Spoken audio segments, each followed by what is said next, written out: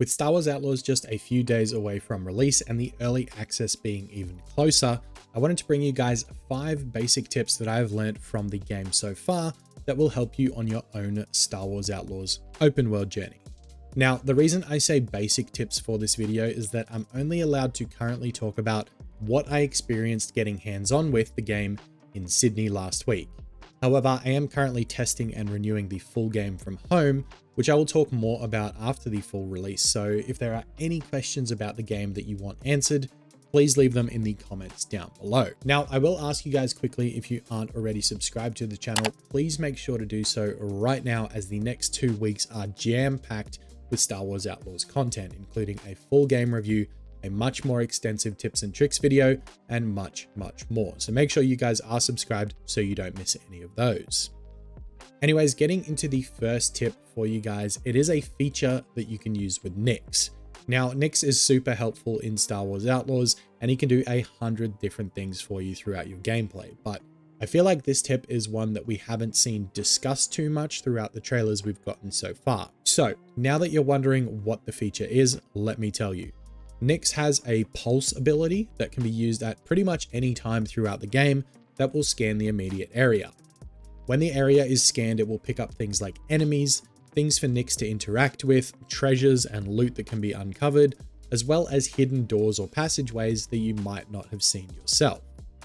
If I can give a few examples of what this kind of feel like, it's very similar to like the scan mechanic in Stellar Blade from earlier in the year, or Revelio in Hogwarts Legacy, something very similar to those kind of abilities. Now, during my hands-on time with the game in Sydney, I found myself using this constantly once I figured it out, and not only did it help me find my way through missions, it also led me to some really cool collectibles that I probably would have missed otherwise. So that is tip number 1 for this video. For tip number 2, we're actually heading into the settings menu, where if you are like me and you want your gameplay to flow as smoothly as possible, you're going to want to turn this setting off.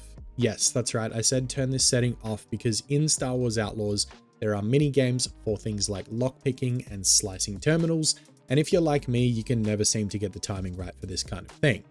So, thanks to the devs in charge of Star Wars Outlaws, you can pretty much just head straight into the settings, flick off the options for lockpicking and slicing, and basically, once that's turned off in the menu, from there on out, it doesn't matter what timing you press for the lockpicking, it will automatically open the door, and you can also bypass the little icon selection minigame for slicing as well. This is super helpful and really something that I honestly appreciate.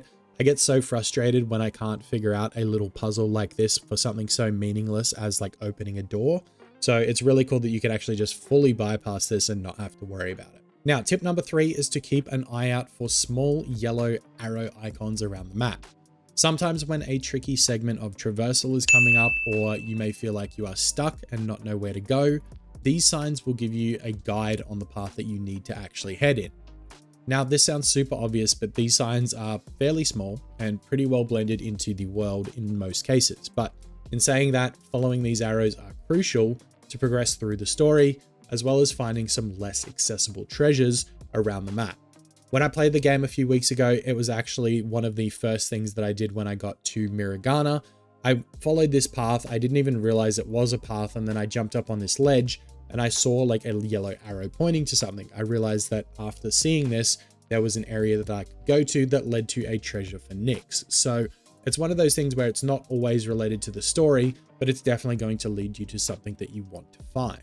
You will also notice that yellow markers don't just come in the form of arrows, but they will be on ledges you can jump to, as well as climbable objects as well.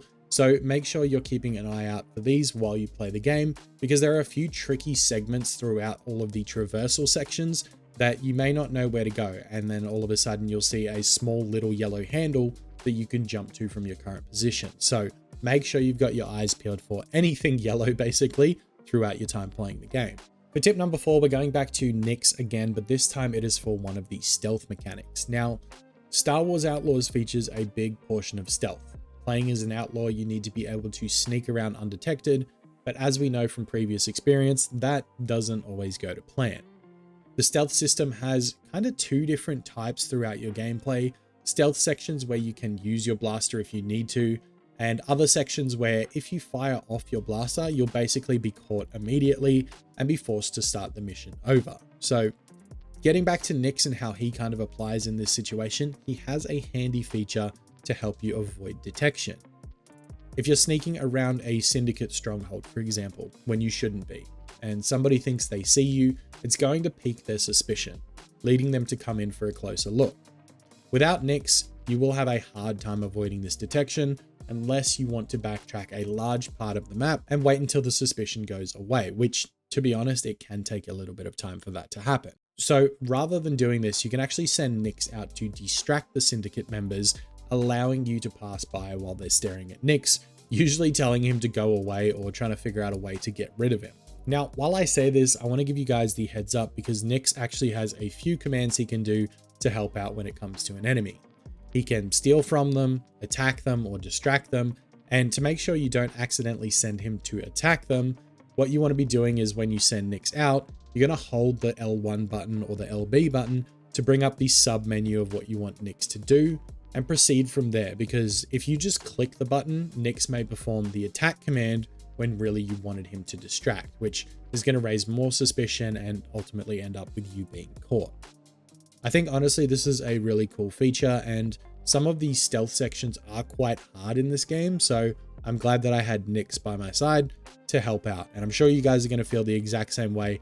You'll notice once you get into some of these stealth areas that you need to be as unnoticeable as possible. And if you do get spotted, then Nyx is ultimately going to be your savior.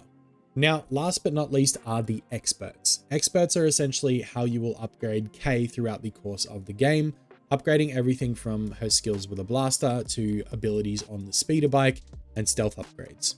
Now, while playing, you will meet an expert and they will have a set of abilities that they can teach you.